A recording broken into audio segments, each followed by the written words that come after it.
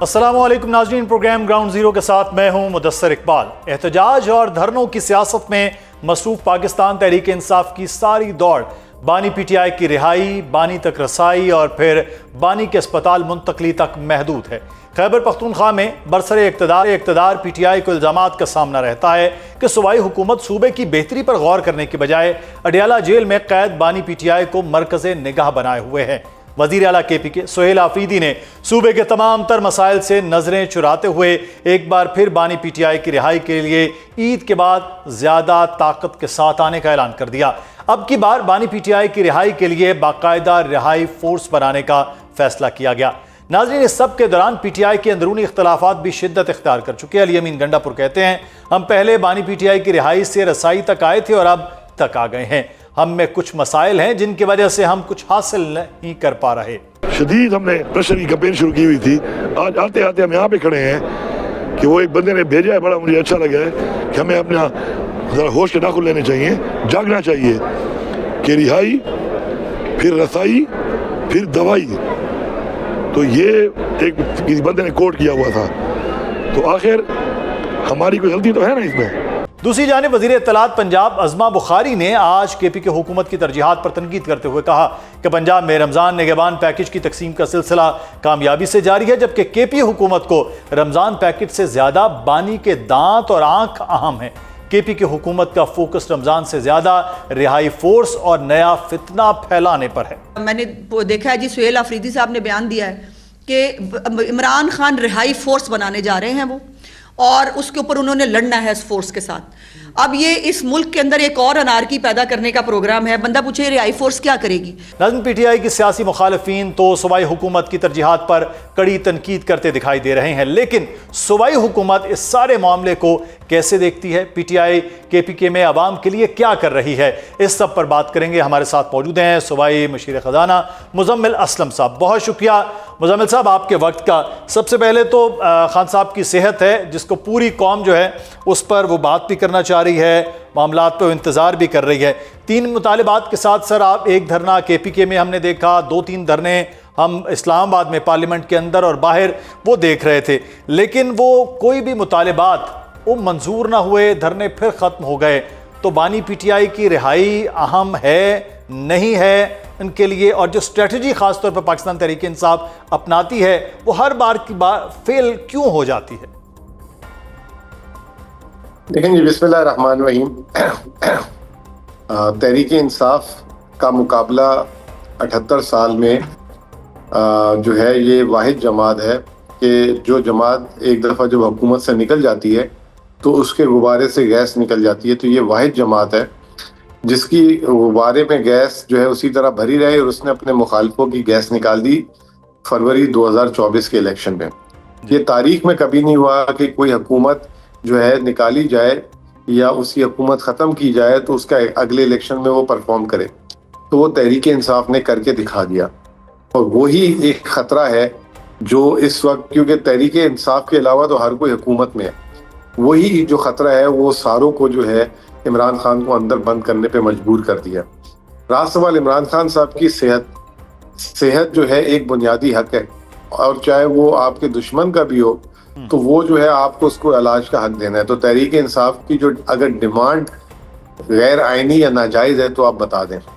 پھر دوسری بات یہ ہے کہ یہ چاہتے ہیں کہ تحریک انصاف والے کوئی اس طرح کی چیز کریں جس سے لا اینڈ آرڈر کا مسئلہ ہو، اور پھر یہ 9 مئی کی طرح کی صورتحال جو ہے ہم پہ کریٹ کر دیں، تو یہ ایسا موقع ہم بالکل نہیں دیں گے۔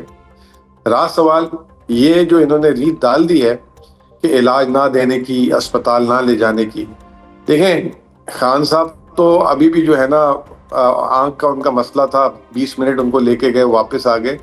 خان صاحب جو ہے نا آج بھی ان کا، مجھے یاد ہے آج سے کوئی 6-7 سال پہلے بایولوجیکل ٹیسٹ ہوا تھا، تو اس وقت ان کی جو بایولوجیکل ایج تھی وہ 37 ڈکلیئر کی گئی تھی۔ تو خان صاحب تو برداشت کر لیں گے اور کر رہے ہیں۔ اب جو یہ حکومت والے کر رہے ہیں، یہ تو آپ کو پتہ ہے جیسے حکومت ختم ہوتی ہے تو یہ بیمار ہو جاتے ہیں اور ان کو بہت بیماریاں لگ جاتی ہیں، اور انہوں نے تو نوجوانی میں ایسی بیماریاں، خان صاحب تو پھر 72 سال کے ہیں، جیل میں نوجوانی میں ایسی بیماریاں ان کو ہو جاتی تھی، تو بس یہ اب روایت ڈل گئی ہے تو پھر آگے کنٹینیو کریں گی۔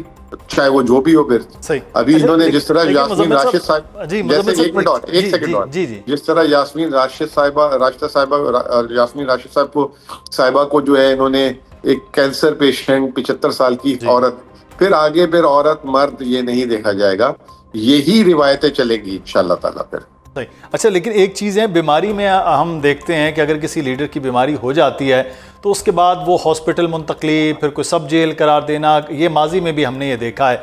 आप नहीं समझते कि ये जो बार बार की हिकमत अमली आपकी वो कामयाब नहीं हो पा रही है कि खान साहब का अब ये बीमार थे, एक मौका था कि उनको हॉस्पिटल लाया जाता, चीज़ें थोड़ी सी माइल्ड होती, उसमें फिर ये एहतजाज, फिर ये धमकियाँ, फिर ये फोर्स के बनाने के मामलात, ये ज़्यादा एग्रेसिवली आपकी तरफ से हो रहा है, वहाँ से भी जवाब फिर वैसा आ रहा है, क्या ऐसा नहीं? देखें, ये तो राइट जवाब आपको हमारी पॉलिटिकल लीडरशिप देगी, लेकिन एक दो चीजें हैं ना, आप दो चीजों को मिक्स कर रहे हैं। एक चीज है खान साहब की सेहत, जो उसके लिए कोई एहतजाज की है, आपको लगता है कि किसी की सेहत के लिए एहतजाज करना चाहिए? अगर आपको लगता है तो फिर पाकिस्तान का आइन 1973 का खत्म कर दें, ठीक है ना। और दूसरी चीज जो एक कंटिन्यूसली जो 8 फरवरी 2024 का मामला, उस पे तो अभी तक हम जो है उस पे हम नहीं माने ना। तो वो दोनों चीजें अपनी अपनी जगह चल रही हैं, और दोनों चीजों में अब खान साहब की बीमारी आ गई है तो उसमें प्रायोरिटी में खान साहब की बीमारी ऊपर है। लेकिन अगर कोई ये समझ रहा है कि अब वो वाली चीज खत्म हो गई है और जो फॉर्म 47 वाला मामला खत्म हो गया, तो वो गलत फहमी है और वो उनकी भूल है। ये तो हो ही नहीं सकता ना, ये तो इस पे तो कॉम्प्रोमाइज ही, इसकी वजह से तो खान साहब अंदर बैठे हुए हैं, वरना खान साहब कब के बाहर आ जाएं अगर उन्होंने माफ करना है ये सारा कुछ। वो कहते हैं नहीं करना माफ। अच्छा, तो यही तो सारी जड़ है इसके पीछे। अच्छा, मैं आपसे जो मामला है वो आपके हिकमत अमली, जो आपकी वहाँ पे इकोनॉमी की सूरत हाल है, जो रमज़ान पैकेज, उससे, लेकिन एक सवाल मेरा यहाँ पे मैं ज़रूर जानना चाहूँगा। दो तरह की डिवाइड की बात हो रही है। एक डिवाइड खान साहब की सेहत के हवाले से है कि फैमिली जो है वो कह रही है कि उनकी तबीयत ठीक नहीं है। सलमान अकरम राजा साहब ने भी मुतमईन हुए थे, जो पहले डॉक्टर साहब ने, उन्होंने कहा कि हाँ जी बेहतर हैं, फिर बाद में उन्होंने भी कहा कि नहीं, मैंने सिर्फ रिपोर्ट्स देखी हैं। खान साहब की सेहत पर एक डिवाइड, दूसरा मौजूदा वज़ीर आला पर जो इल्ज़ाम साबिक वज़ीर आला कह रहे हैं कि हम नहीं कर पाए। तो ये जो डिवाइड इस किस्म की लीडरशिप में आ रही है, उससे आप नहीं समझते कि जमात के जो कारकुनान हैं, आपके जो वर्कर्स हैं, जो आप लोगों के लिए निकलते हैं, वो खुद भी कन्फ्यूज़ हो रहे हैं कि यार ये क्या कर रहे हैं और हम क्या करें? देखें, पीटीआई की जमात की जो सबसे अच्छी चीज है ना, वो पीटीआई के जो कारकुन है वो इमरान खान की डायरेक्शन पे चलता है, और इमरान खान की जो डायरेक्शन होती है उसमें फिर हमारे जैसे या हमारे कोई भी बीच में लीडरान हैं, उनकी कोई वैल्यू नहीं है, ठीक है ना। अभी पॉइंट ऑफ व्यू अलग हो सकता है, इख्तलाफ हो सकता है, कोई कहता है कि सीधे हाथ से जाना है, कोई कहता है उल्टे हाथ से जाना है, वो मैटर ही नहीं करती। पीटीआई वो वाहिद जमात है जिसमें जो इमरान खान साहब बात करेंगे वो उर्फ आखिर होगी। तो अभी यही वजह है ना कि 3 महीने से 90 दिन से ज्यादा हो गया वो मुलाकातें नहीं करवाने दे रहे, क्योंकि इमरान खान साहब का पैगाम बाहर ना आ जाए। और जो पैगाम आपने देख लिया पिछले 2 साल भी, इमरान खान साहब के पैगाम पे पार्टी चलती थी। एक पैगाम, लेकिन मुज़म्मिल साहब, अगर खान साहब का पैगाम बाहर ना आए तो ये तो फिर तकसीम दर तकसीम, जमाती तौर पर, तंजीमी ढांचे के तौर पर तो मजीद कमजोर हो जाती हैं जमातें। देखिए, तो मैं आपको एक बात आप फिर देख लें ना, पीटीआई को कितना तकसीम किया था फरवरी 8 से पहले? पीटीआई में कुछ बचा था फरवरी 8 से पहले इलेक्शन में? मुझे बता दें, कोई भी हमारा पुराना एक भी हैवी वेट याद हो अगर आपको कि उस इलेक्शन में हो। तो PTI is independent of all these issues. ये शायद पीपीपी को जरूरत है इस चीज की, नून लीग को जरूरत है इस चीज की, ये काफ लीग को जरूरत है, क्योंकि उनको जो है ना वो चाहिए, इलेक्टेबल्स चाहिए, हैवी वेट्स चाहिए। पीटीआई एक शऊर वाली और पीटीआई एक नजरिए के पीछे चलने वाली जमात है। ये शख्सियत सिर्फ एक ही है जो उस पार्टी में मैटर करती है, वो इमरान खान है। सही। जो इमरान खान कहेंगे, और इमरान खान का ब्रॉडली मैसेज तो पब्लिक के पास है ना कि हकीकी आज़ादी है, अपना मैंडेट वापस लेना है, ये तमाम चीजें इमरान खान की सारों के पास ब्रॉडली हैं, उस पर चलती है पार्टी। अब रहा सवाल ये कि आपस में क्या इख्तलाफात है, उससे कोई फर्क नहीं पड़ता। उससे ना वोट बैंक कम होगा, ना सपोर्ट कम होगी, ना मकबूलियत कम होगी। लेकिन खान साहब की रिहाई के लिए बहरहाल मुश्किलात ज़रूर हैं कि लोग इंतज़ार कर रहे हैं कि वो आप जमात कितना ज़ोर होते हैं कि वो बाहर आते हैं। लेकिन एक चीज़ मैं आपसे, वज़ीर इत्तलात पंजाब कह रही हैं कि आपका फोकस ही कोई नया फितना फैलाने पर है, रिहाई फोर्स बनाने पर है। अवाम जो KPK है उसके लिए आप कुछ नहीं कर रहे। वो कह रहे रमज़ान पैकेज एक बहुत लंबा चौड़ा पंजाब हुकूमत ने बनाया भी, उसकी तकसीम भी हो रही है और उस पर काम भी हो रहा है, आप क्यों कुछ नहीं कर रहे हैं? पंजाब हुकूमत तो आप इल्ज़ाम लगा रहे हैं। پہلے تو جس وزیر اطلاعات کی بات کر رہے ہیں وہ تو سرٹیفائڈ جھوٹی قرار پائی ہیں انہوں نے، جو وہ ایک گٹر والے معاملے میں کیا، پھر انہوں نے ابھی جہاز پہ جھوٹ بول دیا، پھر اس کے علاوہ بھی پچھلے دنوں ایک اور تیسرا بھی ابھی میرے ذہن میں آ جائے گا، 1 مہینے میں انہوں نے 3 بلنڈر مارے ہیں. تو آپ ان کی تو بات کسی کریڈیبل اور کسی ایسے بندے کی بات کریں جس کی سمجھ بھی. اب آ جائے رمضان پیکج پہ. یہ 2024 فروری کا تیسرا رمضان ہے. پہلے رمضان میں انہوں نے نا نواز شریف کی تصویر والا راشن بانٹا تھا 3500 کا. اس سال ہم نے 10,000 روپے بانٹے تھے. پھر انہوں نے اگلے سال جو پچھلا سال گزرا تھا ہمیں کاپی کر کے 10,000 روپے فی بندہ بانٹنے پہ آئے. اس سال بھی یہ 10,000 روپے دے رہے ہیں اور اس 10,000 میں ماشاءاللہ انہوں نے جو سترہ پنجاب کے لوگ ان کو تنخواہیں نہیں دی اس کو بھی شامل کر لیا ہے. اور کیا خیبر پختونخوا اس سال دے رہی ہے 12,500 روپے فی بندہ. تو یہ جو ہیں ان بیچاروں کو تو اتنا ہی نہیں پتا کہ ایک تو یہ ہمیں فالو کرتے ہیں اور اس کے بعد یہ کہہ رہی ہیں کہ ہمارا فوکس نہیں ہے. فوکس ان کا نہیں ہے، ان کا فوکس ہے جہازوں میں. راز سوال اب آپ کہہ رہے ہیں کہ ان کی بڑی گورننس ہے، ان کی وزیر اعلیٰ جہاز میں بیٹھ کے بڑا اچھی گورننس کرتی ہے مارکی میں روز جا کے. تو بھائی حالت یہ ہے کہ آج کل کی احسن اقبال صاحب کی جو ہے نا پاورٹی کی رپورٹ اٹھا لیں. پنجاب میں اس وقت 90 لاکھ لوگ جو ہے غربت کی لکیر کے نیچے آ گئے ہیں، اس حکومت کے نیچے. صرف پنجاب کی بات کر رہا ہوں. خیبر پختونخوا میں 28 لاکھ لوگ ہیں. یہ خیبر پختونخوا میں اگر 28 لاکھ ہو تو سمجھ آتی ہے وہاں پہ جنگ لگی ہوئی ہے، وہاں پہ حالات حضرات پنجاب جیسے نہیں ہے سکون والے. اس صوبے میں 90 لاکھ لوگ جو ہے بے روزگار ہو گئے ہیں. اور پھر اگر اتنی اچھی گورننس ہے تو پھر ان کو 40 لاکھ گھرانے کے لوگوں کو، غریب لوگوں کو امداد دینے کی ضرورت کیوں پڑ گئی؟ اس کا مطلب ہے وہاں روزگار نہیں ہے، وہاں پہ جو ہے بیڑا غرق ہوا ہوا ہے. تو یہ بیچارے جو ہیں یہ آپ لوگوں نے رمضان پیکیج اور چیزیں کیا کی ہیں مزمل صاحب؟ رمضان میں ریلیف کیا دے رہے ہیں لوگوں کو؟ سر ہمارا رمضان کا دیکھیں، ساری حکومتیں جو ہیں جو سب سے پہلے پیکیج کی بات کر رہی ہیں تو سب سے اونچا پیکیج ہمارا ہے 12,500 روپے. ٹھیک ہے، اور 10 لاکھ خاندانوں کو ہم دے رہے ہیں. اور ہمارا جو پچھلے سال ڈیٹا تھا اسی ڈیٹا پہ ہم دے رہے ہیں. صرف ایک دفعہ تصدیق واپس سے ہو رہی ہے کہ ان کے وہی نمبر ویلڈ ہیں کہ نہیں ہے، تو اگلے ہفتے وہ ریلیز ہو جائیں گے. اس کے علاوہ صرف رمضان تک ہم محدود نہیں رہتے. ہم نے ابھی جہاں پہ آپریشنز ہو رہے ہیں یہ جتنے بھی سیٹلڈ ایریا ہے وہاں پہ فی خاندان، ان کی سوچ میں بھی نہیں ہے، زندگی میں نہیں کر سکتے، فی خاندان ہم نے 2.5 لاکھ روپے دیے فی خاندان. اس کے علاوہ ٹرانسپورٹ کے الگ پیسے دیے. اب تک 10 ارب روپے وہاں پہ دے چکے ہیں. یہ تو 10 روپے سے اوپر نہیں جا سک رہے کیونکہ ان کو اپنے لیے جہاز لینے ہیں. پھر تیسری بات یہ کہ ابھی جب سے خیبر پختونخوا کی حکومت نے اپنا آٹا دینا شروع کیا تو مارکیٹ میں آٹے کی قیمت میں استحکام آ گیا ہے. ورنہ یہ پنجاب اور سندھ اپنا جو سرکاری آٹا دے رہے تھے، سرکاری آٹے کا ریٹ کچھ، مارکیٹ کا ریٹ کچھ. اب جب سے خیبر پختونخوا نے، کیونکہ ہم ایمانداری سے دینا شروع کیا آٹا، تو ریٹ میں استحکام آ گئی. جس طرح بڑھ رہی تھی مارکیٹیں وہ نیچے آنا شروع ہو گئی ہیں. یہ چیزیں ہیں. اس کے علاوہ ہمارا جو ہے اس سال کا all time high development budget ہے، آل ٹائم ہائی. پچھلے سال ہم نے 150 ارب رکھا تھا، اس سال 250 ارب روپے میں ہم جا رہے ہیں. اور جو ہے تنخواہیں ہماری اپ ٹو ڈیٹ ہوتی ہیں، 1 تاریخ سے پہلے تنخواہیں ہم دے چکے ہوتے ہیں.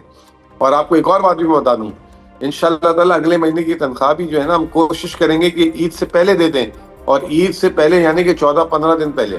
تو یہ صوبے کی گورننس کی مطلب ایک اہم ملاقات آپ کی 2 فروری کو وزیر اعظم شہباز شریف کے ساتھ ہوئی تھی. مالی معاملات کے حوالے سے بھی وہ کہا گیا تھا کافی خوشگوار ایک ملاقات ہے. وفاق نے بھی مانا کہ آپ کے پیسے ہیں، انہوں نے مانا اور کہا کہ یہ وقتاً فوقتاً اس کو آگے ملتے رہیں گے. اس کے بعد کوئی معاملات مالی طور پر وفاق اور صوبے کے کچھ بہتر ہوئے ہیں اس ملاقات میں؟ نہیں، ابھی تو سٹل وہ میٹنگوں تک ہی محدود رہیں گے چیزیں، اور ابھی تک جو ریلیزز ہیں وہ نہیں ہوئی. اور وزیر اعظم صاحب بھی پاکستان میں نہیں ہوتے. اس کے بعد 2 دفعہ وہ ملک سے باہر گئے ہیں، تو وہ بس میٹنگ ہو گئی.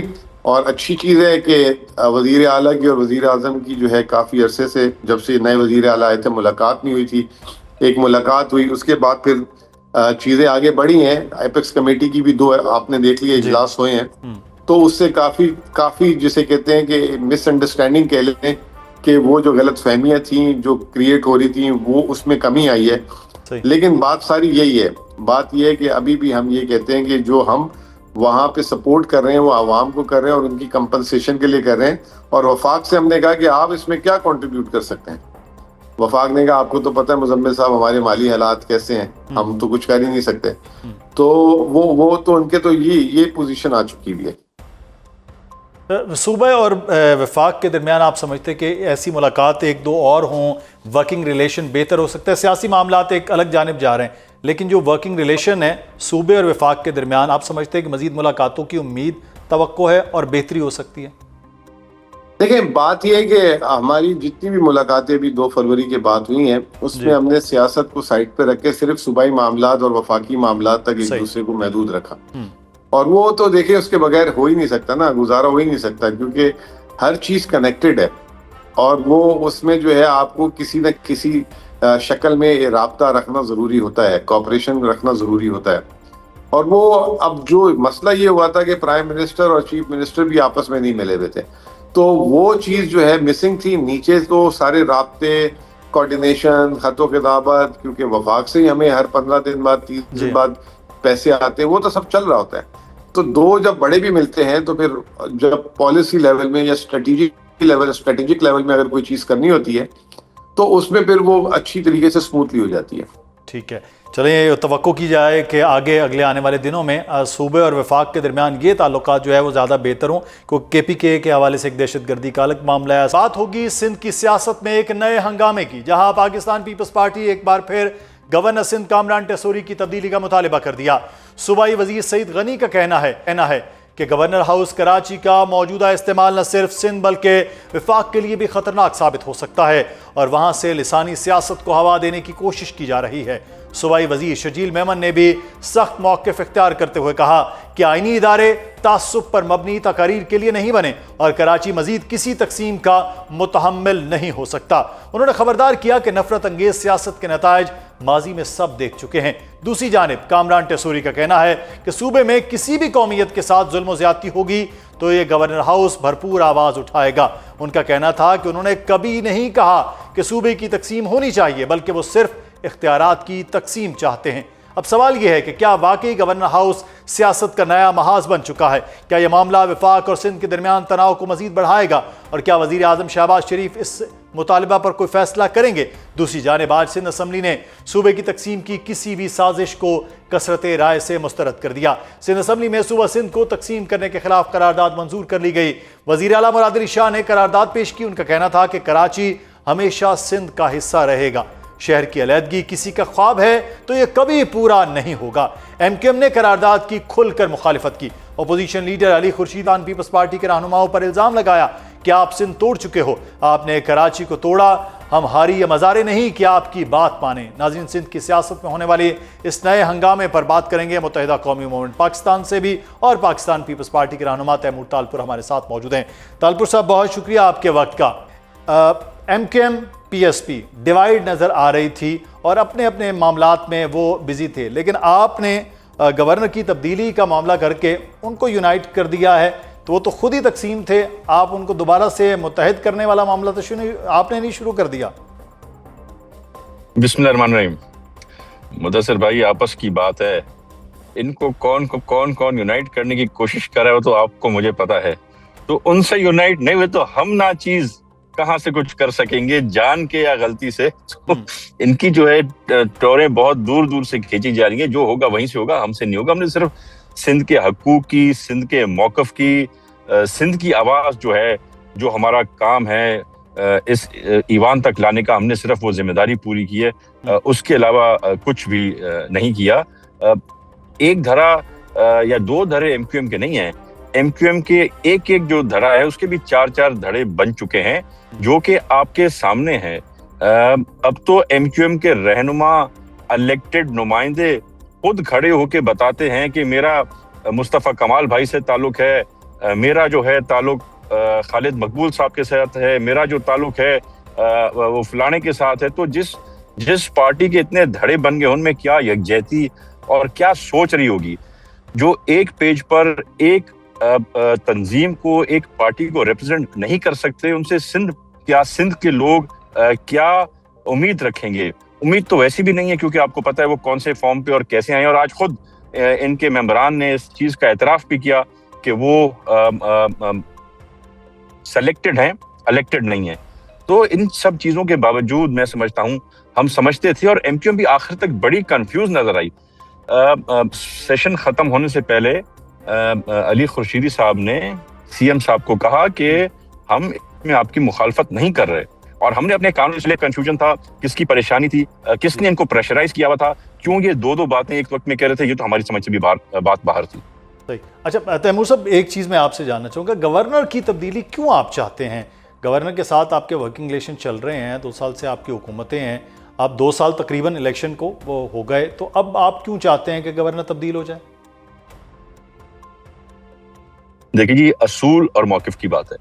ایک ایسا شخص جو کہ لسانیت کو سپورٹ کرتا ہو, ایک ایسا شخص جو سندھ میں رہ کے سندھ کا کھائے, سندھ کا پانی پیے اور سندھ کے خلاف بات کرے, گورنر ہاؤس کو لسانیت کے لیے استعمال کرے, سندھیوں میں, مہاجروں میں, پنجابیوں, پٹھان بھائیوں میں ہمیں جو ہے وہ ڈفرینسز پیدا کرنا چاہیے ہو, جو سندھ کی تقسیم کی بات کرے, ایسا شخص قطعاً اس لائق نہیں ہے کہ وہ گورنر ہاؤس کے اندر بیٹھ سکے. گورنر سندھ مانے وفاق کی علامت, گورنر مانے وفاق کا نمائندہ, وفاق کا نمائندہ وہ ہوگا جو پورے پاکستان کو اور پورے وفاق کو ریپرزینٹ کرے گا. ایسا لسانی بنیاد پر نفرتیں پیدا کرنے والے شخص کو ہم کبھی قبول نہیں کریں گے, پہلی بات. اور دوسری بات آپ کو یہ بتاتا جاؤں مدثر بھائی, کہ یہ ایک اصولی موقف پہ پرائم منسٹر نے کمٹمنٹ کی تھی کہ یا گورنر تبدیل ہوگا, اب وہ پاکستان پیپلز پارٹی کا آئے یا وہ نون لیگ کا آئے, اس پہ ہمیں کوئی اعتراض نہیں ہے. پر یہ ایک اصولی موقف پہ ہمارا فیصلہ ہو چکا تھا کہ گورنر سندھ چینج ہوگا. کیا ان کی سورسز ہیں, کیا ان کی طاقت ہے, ہماری سمجھ سے باہر ہے, کہ ابھی تک اس کو اپنی کمٹمنٹ کے بعد بھی پرائم منسٹر صاحب ہٹا نہیں سکے ہیں. لیکن اختیارات, وہ کہہ رہے ہیں کہ میں نے سندھ کی تقسیم کی, گورنر کہتے ہیں کہ میں نے سندھ کی تقسیم کی بات نہیں کی, میں نے اختیارات کی تقسیم کی بات کی. اختیارات کی تقسیم تو آپ بھی بات کرتے ہیں. سندھ کو وفاق کے حوالے کرنا یہ سندھ کی اختیارات کی بات ہے یا سندھ کو الگ کرنے کی بات ہے؟ جو زبان یہ استعمال کرتے ہیں صوبے کے لوگوں کے لیے, کیا وہ ایک مناسب بات ہے؟ جس طرح سے انہوں نے گورنر ہاؤس کو اور گورنر ہاؤس کے اختیارات استعمال کیے ہیں, کیا یہ اس کی اجازت وفاق دے سکتی ہے؟ کیا سندھ کا صوبہ دے سکتا ہے؟ قطعاً نہیں دے سکتا, بالکل بھی نہیں دے سکتا. آپ کان کو ادھر سے پکڑیں یا اسی کان کو ہاتھ گھما کے پکڑیں, بات ایک ہی ہوتی ہے. صحیح. اچھا, اب وفاق کو آپ کیسے قائل کریں گے گورنر کی تبدیلی کے حوالے سے؟ جیسے کہ میں نے آپ کو کہا کہ پرائم منسٹر صاحب خود اس چیز پر ایگری ہیں, پرائم منسٹر صاحب خود اس بات کو مانتے ہیں کہ گورنر صاحب اس لائق نہیں ہیں کہ وہ وفاق کی نمائندگی کر سکیں, وہ چاروں صوبوں کو برابری سے سندھ میں ریپرزنٹیشن دے سکیں. اور جب وہ اس چیز پہ ایگری کر چکے ہیں, یعنی کہ وہ مان چکے ہیں, وہ سمجھتے ہیں کہ یہ شخص اس سیٹ کے لیے صحیح پسند نہیں ہے, اس کی کمٹمنٹ ہمارے ساتھ ہو چکی کہ یہ ہمیں نہیں پتا کہ ڈیلے کس وجہ سے ہے. سر, آپ آج آپ کے 2 صوبوں میں گورنرز ہیں, پنجاب میں آپ کا گورنر ہے, KPK میں آپ کا گورنر ہے. یہ گورنر کی تبدیلیوں کے معاملات شروع ہوئے تو یہ نہ ہو کہ رخ آپ کی طرف بھی مڑ جائے کہ جی کنڈی صاحب کو تبدیل کر دیا جائے, ادھر سے پنجاب کے گورنر کی تبدیلی سردار صاحب کی ہو جائے. اگر خدا نہ خواستہ اللہ نہ کرے اس قسم کی باتیں کوئی بھی گورنر کرے, کسی بھی صوبے کا ہو, کسی بھی پارٹی سے اس کا تعلق ہو, ان کو بالکل اس سیٹ پہ بیٹھنے کی اجازت نہیں ہونی چاہیے. ہم نے نہ کبھی کوئی شکایت, نہ کبھی کوئی غلط بات جو کہ وفاق کے دائرے سے باہر ہو, نہ KPK کے گورنر سے سنی ہے اور نہ ہی وہاں سے. تو جو بھی گورنر اپنے اصولی موقف پر پاکستان کو ریپرزینٹ کر رہا ہے وہ ویلکم ہے. جو بھی اپنی جگہ سے ہلے گا, جو قانون کے خلاف جائے گا, جو اپنی کانسٹیٹیوشنل پوزیشن کو مس ہینڈل کرے گا, اس کو بالکل بھی قطعاً حق نہیں ہے رہنے کا. اچھا تیمور طالپور صاحب, 2019 میں قرارداد آئی تھی سندھ کی وحدت کے حوالے سے, MQM نے اس وقت حمایت کی. آج 2026 میں یہ قرارداد آئی ہے تو آج وہ حمایت نہیں کی, اس کے پیچھے کیا ریزن ہے؟ جماعت بھی وہی ہے, تب بھی متحدہ قومی موومنٹ پاکستان ہی بن چکی تھی, یہ اچانک یہ تبدیلی کے پیچھے آپ کو کیا لگا؟ ایک چیز تو ہمیں میرے خیال سے سمجھنی چاہیے اور سوچنی چاہیے کہ پہلے MQM, پھر MQM الطاف, پھر MQM پاکستان, یہ ساری ایک ہی چیز ہے. یہ وہی شخص ہے, وہی سوچ ہے, وہی گندی لسانیت کی باتیں کرتے ہیں, وہی سندھ کو نقصان دینا چاہتے ہیں, اور جو سندھ کو نقصان دینا چاہتا ہے وہ مانی پاکستان کو نقصان دینا چاہتا ہے. تو یہ جو سامنے شکل پر ماسک لگے ہوئے ہیں وہ ضرور چینج ہوتے جاتے ہیں, جس طرح سے پارٹی کے نام چینج ہوتے ہیں, پر اندرونی سوچ, ذہنیت وہی ہے جو پہلے تھی. تو ان سے کوئی ایکسیپٹ نہ کریں کہ اب یہ الطاف حسین نہیں ہے. یہ سب الطاف حسین کے ٹرینیز ہیں جو اسی کے دماغ سے آج تک چل رہے ہیں. جس دن وقت چینج ہوا تو وہ پھر الطاف حسین کو سامنے لے کے اپنا بڑے کر کے بٹھا دیں گے. جب تک وقت خراب ہے ان کو سائڈ پہ کر کے بیٹھے ہوئے ہیں. تو جی پیپلز پارٹی پر یہ تنقید ہوتی ہے کہ جناب پیپلز پارٹی سے جب بھی گورننس کا سوال ہوتا ہے, ان کے کام کا سوال ہوتا ہے, وہ سندھ کی وحدت کی باتیں شروع کر دیتے ہیں, کہتے ہیں جی یہ تقسیم کی بات کر رہے ہیں. آپ کی گورننس کا ایشوز جو ہیں وہ پس پشت لے جاتے ہیں, میڈیا پہ بھی بات یہی آ جاتی ہے, تو آپ فوکس خود چینج کرتے ہیں. جب بھی سوال کریں تو آپ کہتے ہیں جی یہ سندھ کی مخالفت کی بات ہو رہی ہے. ہم تو وہ جماعت ہیں جس نے 2 بار میاں شہباز شریف کو پرائم منسٹر بنایا. دونوں بار پیپلز پارٹی نہ چاہتی تو وہ کبھی نہ آتے, پر اپنے سارے سیاسی فائدے چھوڑ کر, اپنے پارٹی کے نون لیگ کے ڈفرینسز چھوڑ کر ہم نے ان کو 2 بار پرائم منسٹر بنایا. تو جب آپ سندھ کی بات کر رہے ہیں تو سندھ تو ہمارا صوبہ ہے جس میں ہم بیٹر گورننس چاہتے ہیں, اچھی گورننس ہے اور بہتر کرنا چاہتے ہیں. جماعت اسلامی ہو, متحدہ قومی movement who, P T I ہو, ہم نے ہمیشہ دروازے بات چیت کے لیے کھلے رکھے ہیں. جب بھی ان میں سے کسی نے احتجاج کی بات کی ہم نے ان کو کہا ہے کہ آ کے بیٹھیں, بات چیت کریں. اگر کہیں کوئی کمی کوتاہی ہے تو ہم وہ بہتر کرنے کو تیار ہیں. اگر کہیں ایڈمنسٹریٹو فالٹ ہے ہم وہ بہتر کرنے کو تیار ہیں. پر ان کو کوئی برائیاں ملتی نہیں ہیں, ان کو صرف بہانے چاہیے. یہ احتجاج کے, یہ روڈ بلاک کے, یہ اچھی سچویشن کو خراب کرنے کے, ایک ملک جو بہتری کی طرف جانا ہے وہ شاید ان سے برداشت نہیں ہوتا, اس کو بلاکیڈ کرنے کی کوشش کرتے ہیں, جو ہم قطعاً برداشت نہیں کریں گے. اس کے علاوہ وی آر آلویز دیر, آئیں بات کریں, اسمبلی میں بات کریں, فلور پہ بات کریں, فلور کے باہر ہمارے آفس میں آ کے بات کریں, سی ایم ہاؤس میں آ کے بات کریں. ہم نے ہمیشہ ویلکم کیا ہے, بلکہ ان کی جو تنقید برائے اصلاح ہوتی ہے اس کو تو ہم دل سے چاہتے ہیں اور پیپلز پارٹی پسند کرتی ہے. تو ابھی بھی بات چیت سے یہ گورنر کی تبدیلی کا معاملہ ٹل سکتا ہے, یا اب یہ فیصلہ ہو گیا کہ گورنر کی تبدیلی پر ہی قائم رہے گی آپ کی جماعت؟ ادھر سے بھائی فیصلہ تو کب کا ہو گیا تھا, امپلیمنٹ ہوگا یا نہیں ہوگا, یا امپلیمنٹ کب ہوگا, اس کا انتظار ہے. بہت شکریہ تیمور تالپور صاحب, ہمارے ساتھ پاکستان پیپلز پارٹی کے رہنما موجود ہیں. معاشی مشکلات, مہنگائی میں اضافہ, بے روزگاری, پیٹرول کی مسلسل بڑھتی ہوئی قیمتیں, بجلی کے بلوں میں نئے فکس چارجز اور IMF کے قرضوں کی ادائیگی کے باعث شدید متاثر عوام کے کندھوں پر ایک اور بھاری بوجھ کی نشاندہی ہوئی. قومی اسمبلی کی قائمہ کمیٹی میں سوئی گیس کمپنیوں میں گیس چوری اور لیکیج سے قومی خزانے کو سالانہ 60 ارب کے نقصان کا انکشاف ہوا. اس نقصان کا بوجھ اب عوام کو برداشت کرنا پڑے گا. گیس چوری اور لیکیج کے باعث ہونے والے نقصان کا ذمہ دار کون ہے اور اتنے بھاری نقصان کا بوجھ عوام پر کیوں پڑتا ہے, اس پر بات کریں گے. ہمارے ساتھ موجود ہیں ہمارے نمائندے مرتضیٰ رائے.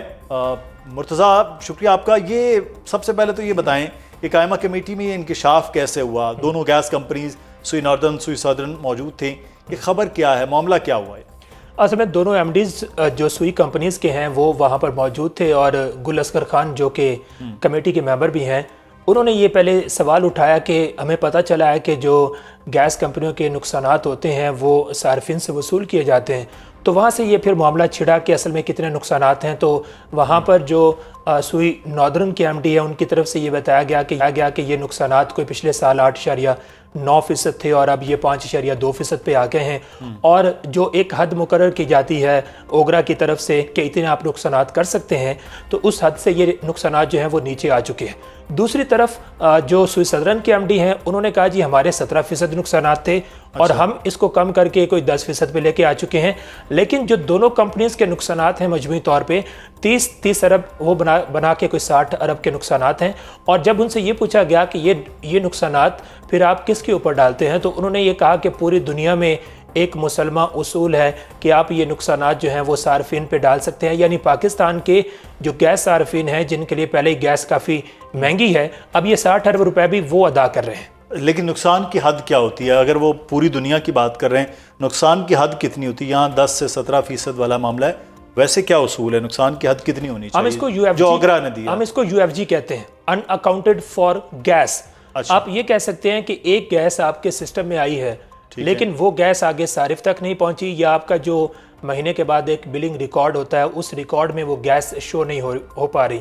اور کمپنیز کے پاس there are a number of reasons. وہ یہ کہتی ہیں کہ ہماری جو گیس کی پائپ لائن ہے وہ لیک ہو رہی ہے, इसके अलावा चोरी हो रही है, मीटर टैंपरिंग हो रही है। हमें याद है कि जब SSG से ये सवाल होता है कि आपके इतने नुकसानात बलूचिस्तान में क्यों हैं, तो वो अक्सर ये कहते हैं कि वहाँ पे हमारी मीटर रीडिंग नहीं हो सकती, या हमने आमा कासल इशू बना दिया जाता है। जो पंजाब की सुई नॉर्दर्न है उसके भी इसी तरह के रीजंस होते हैं। तो उनको एक हद दी गई है ओगरा की तरफ से, जो बुनियादी तौर पर आप ये कह सकते हैं कि बेंच मार्क है वो 5% का दिया गया है। लेकिन इसके साथ एक इजाफी इजाज़त भी दी गई है कि चलें आप 1 से 2% और भी अगर आपके नुकसानात होते हैं तो आप 7% पे आप डाल सकते हैं। ठीक है। अब जो स्विस सदरन के MD हैं उन्होंने कमेटी को ये बताया कि पूरी दुनिया में जो बेंचमार्क है UFG का वो 6% है। हालांकि जब हम इसको रिसर्च करते हैं तो हमें यूरोपियन कंट्रीज, उन्होंने कहा कि डेवलप कंट्रीज का उन्होंने जिक्र किया, तो जितने भी डेवलप कंट्रीज हैं जिसमें यूरोपियन कंट्रीज हैं, जिसमें अमेरिका है, जिसमें जापान है, वहाँ पे जो UFG की हद है वो 1 से 3% है। यानी वो बहुत कम नुकसानात जो हैं उनका बोझ वो सार्फिन पे डालते हैं। अब आप असल में ये देखें कि यहाँ पे जो स्विस सदरन है उसके नुकसानात 17% से कम होकर अगर 10% पे आते हैं तो सार्फिन इतने अरसे से वो 17% नुकसानात के बराबर जो रकम है वो अपनी जेबों से अदा कर रहे थे। अच्छा, इसमें एक सवाल है कि अब ये इस जो हद है उस हद से ज़्यादा कभी कंपनीज ने भी नुकसान बर्दाश्त किया या वो सारिफ पे ही होगा? इस पे आप देखें कि जो सुई नॉर्दर्न है उसके नुकसानात जैसे 10% चल रहे थे और ओगरा की हद 5% है, और इसके अलावा सुई सदरन जो है उसके नुकसानात 17% पे पहुंच गए थे। वैसे मुसलमा उसूल तो यही है कि कंपनीज को इस हद से ऊपर जितने नुकसान हैं वो अपनी जेब से अदा करने चाहिए, लेकिन यहाँ पे माजी की एग्जांपल्स हमारे सामने मौजूद हैं। हुकूमत या ओगरा की तरफ से कई बार ऐसी एडजस्टमेंट कर दी गई, जिस तरह आपने देखा ना, एक तरफ नेपरा के अंदर भी बिजली की कीमत कम कर दी गई लेकिन दूसरी तरफ जो फिक्स चार्जेस थे वो बढ़ा दिए गए थे। तो यहाँ पर भी हुकूमत के पास बहुत सारी टैक्टिक्स होती हैं। कई बार हमने ये देखा है कि हुकूमत ने इतनी ज़्यादा एडजस्टमेंट की हैं और उन एडजस्टमेंट में बिलवास्ता तौर पे इसका असर, इन अखराजात का या इन नुकसानात का असर भी आवाम के ऊपर डाल दिया जाता है। तो ये गेम हुकूमत की तरफ से और ओगरा की तरफ से हमें कई बार नजर आई है। अच्छा, 60 अरब का जो है वो बहुत बड़ा एक अमाउंट है। अब लोगों के घर में सर्दियों में गैस आई है या नहीं आई है, लेकिन ये जो 60 अरब सालाना का नुकसान है ये वो सारिफ नहीं हर हाल में भरना है। इसमें फिर जो ओगरा है वो कंपनीज को कोई तंबीह नहीं करता, उन पर कोई जुर्माना नहीं करता, क्या ऐसी कोई चीज़ नहीं एग्जिस्ट करती है? जो गैस लीकेज होती है जिससे नुकसान होता है, इस हवाले से तो ओगरा कई बार कंपनीज को ये कहता आ रहा है, लेकिन मैं ये समझता हूँ कि ये सुस्ती है कंपनीज की, क्योंकि जो गैस लीकेजेस हैं आप इसका बहाना नहीं बना सकते। आप अपना सिस्टम रिपेयर कर सकते हैं। कहीं पर अगर गैस चोरी हो रही है तो आपको ओगरा ने कवायद दे रखे हैं, आप उन कवायद के मुताबिक कार्रवाई करते हैं। लेकिन ये कंपनीज की अपनी सुस्ती, हम इसको करार देंगे कि अगर कहीं छोटा मोटा नुकसान भी हो गया या उनके वर्कर्स ने काम नहीं किया या जाके सही तरह से मीटर रीडिंग उन्होंने नहीं की, उसका बोझ भी वो आवाम पे डाल दिया जाता है। तो इस हवाले से ओगरा में हम देखते हैं कि बार बार गाइडलाइंस इन कंपनीज को दी जाती हैं, लेकिन कंपनीज की तरफ से उन गाइडलाइंस के ऊपर गैर फाल है, आप ये कह सकते हैं, बिल्कुल कह सकते हैं। ओगरा का जो काम है रेगुलेटरी अथॉरिटी है ना, तो वो अगर अथॉरिटी अपनी अथॉरिटी एक्सरसाइज नहीं कर रही है तो फिर कंपनियों की मनमानी होगी। ऐसे कई रेगुलेटरी इदारे हैं, जैसे नेपरा है, वो कई बिजली की कंपनीज को वो गाइडलाइंस जारी करता है लेकिन उन गाइडलाइंस पे अमल नहीं होता। तो नेपरा की तरफ से आपने अक्सर ये देखा होगा कई करोड़ रुपए जुर्माने होते हैं। नेपरा को चाहिए कि वो ये जो 2 बड़ी गैस की कंपनीज हैं पूरे मुल्क को जो गैस दे रही है, इन कंपनीज के ऊपर भी अगर इतने बड़े बड़े जुर्माने होना शुरू हो जाएं तो मेरे ख्याल में कुछ बेहतरी आ सकती है। नहीं तो अभी इसका मतलब ये है कि इसमें तमाम जितनी भी ब्रीफिंग हुई उसके बाद ये फैसला यही हुआ कि हाँ जी आपका 17% नुकसान है, आपका 10% नुकसान है, आप आराम से जाएं, बिलों में डालें और आराम से पूरा कर लें। आप ये कह सकते हैं कि उसके बाद कमेटी की तरफ से भी कोई गाइडलाइंस जारी नहीं की गई। आपको पता है ब्यूरोक्रेसी के पास बड़े तरीक़ाकार होते हैं, कमेटीज़ को भी सेटिस्फाई करने के और हुकूमत को भी सेटिस्फाई करने के। वहाँ भी उन्होंने भरपूर कोशिश की, सेटिस्फाई ना हो वहाँ, लेकिन उन्होंने भरपूर कोशिश की कि हम कमेटी को मुतमईन कर दें, और कमेटी उस सूरत में मुतमईन होगी कि देखें पिछले साल आपके 17% नुकसान थे, शाबाश आपने इस साल बहुत ज़्यादा नुकसानात कम किए, और कमेटी जो है वो मुतमईन नज़र आई उसके बाद। ये बहरहाल एक ज़बरदस्त तरीका है कि अब इसका मतलब ये है कि आप लोग जो हैं नाज़रीन, वो आपके घरों में गैस आए या ना आए आपको बिल पूरा देना है हर हाल में। मुर्तज़ा बहुत शुक्रिया आपका। प्रोग्राम से मुदस्सर इकबाल को इजाज़त दीजिएगा। कभी बिजली की चोरी होती है या बिजली सरकारी अफसरान इस्तेमाल करें या वापडा के अफसरान इस्तेमाल करें, कोई और अफसरान इस्तेमाल करें, वो बिल आपने और हमने इस मुल्क के गरीब आवाम मिडिल क्लास ने ही देना है। इस तरह गैस की जितना भी नुकसान है वो कंपनीज़ बिल्कुल भी अपने प्रॉफिट मार्जिन से वो नहीं निकालेंगे, वो आपने और हमने पूरा करना है। यही इस वक्त मुसल्लमा हकीकत है और यही मुसल्लमा उसूल है जो ریگولیٹری اتھارٹیز ہیں شاید وہ بھی کمپنیز کے ساتھ ہیں نہ کہ عوام کے ساتھ ہیں۔ مدثر اقبال کو اجازت دیجیے، اپنا خیال رکھیے گا، اللہ حافظ۔